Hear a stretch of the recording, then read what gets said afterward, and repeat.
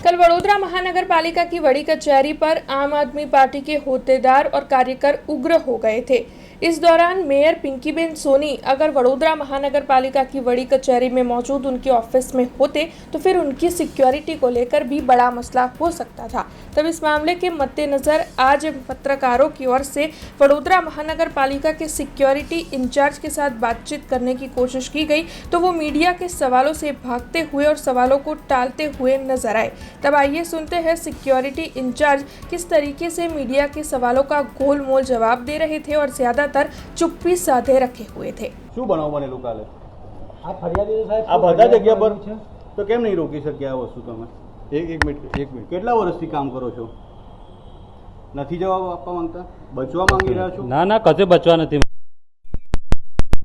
એટલે કેટલા લોકો હતા તમારી જોડે સિક્યુરિટીમાં?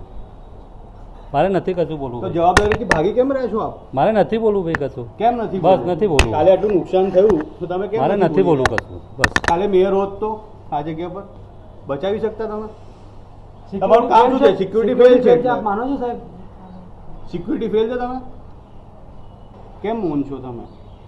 સાહેબ આપણ જવાબ તો આપો। ના ના જવાબ તો આપો। ના અપાય આ ફરિયાદ તમારું જ હતું ને? રિસ્પોન્સિબિલિટી કોણ છે? કોની? You are the responsible.